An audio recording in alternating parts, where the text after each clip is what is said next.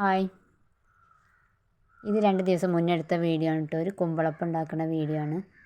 4 മണി പലഹാരം ആയിട്ട് കഴിക്കാൻ വേണ്ടിയിട്ട് കേട്ടോ.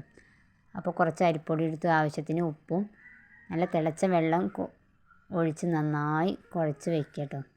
ആ മാവ് മാറ്റി വയ്ക്കുക. എന്നിട്ട് അതിലേക്ക് ഫില്ല് ചെയ്യാൻ വേണ്ടിയുള്ളതാട്ടത് കുറച്ച് നാളികേരം, നല്ല ജീരകം വറുത്ത് പൊടിച്ചത്, പഞ്ചസാര എന്നിട്ട് നന്നായി കുഴയ്ക്കുക കേട്ടോ. ഏലക്കായ വേണമെങ്കിൽ ഇടാൻ, ഞാൻ ഇട്ടിട്ടില്ല കേട്ടോ.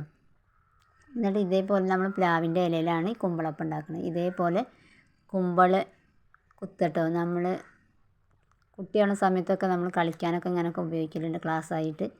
അതുപോലെ കുത്തിയിട്ട് ഈ മാവ് അതിൽ ഫില്ലാക്കണം കേട്ടോ.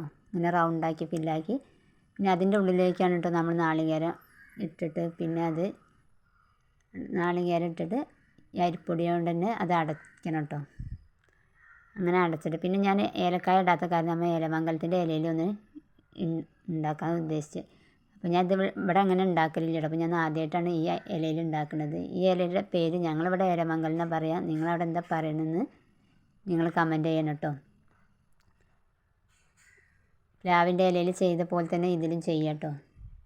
റൗണ്ടാക്കിയിട്ട് പിന്നെ അതിൽ നാളികേരം ഫില്ല് ചെയ്യുക, എന്നിട്ട് അടയ്ക്കുക. എന്നിട്ട് നമ്മൾ ആവിക്ക് വേവിക്കുക കേട്ടോ. പക്ഷെ ഇത് തിളച്ച വെള്ളം ഒഴിച്ചിട്ട് കുഴച്ച കാരണം പെട്ടെന്ന് വേവ് കിട്ടും.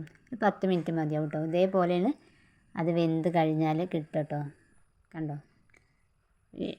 അപ്പോൾ ഇഷ്ടപ്പെട്ടെങ്കിൽ കണ്ടോ, കാണാനും നല്ല ഭംഗിയുണ്ട്, നമ്മുടെ മേശപ്പൂവിൻ്റെ പോലെ ഉണ്ട്. അപ്പോൾ ആദ്യം ആമിക്കൊക്കെ നന്നായിട്ട് ഇഷ്ടമായി. ഏട്ടനും പറയട്ടെ സൂപ്പറായി. വീഡിയോ ഇഷ്ടപ്പെട്ടാൽ ലൈക്ക് അടിക്കുക, സബ്സ്ക്രൈബ് ചെയ്യൂ.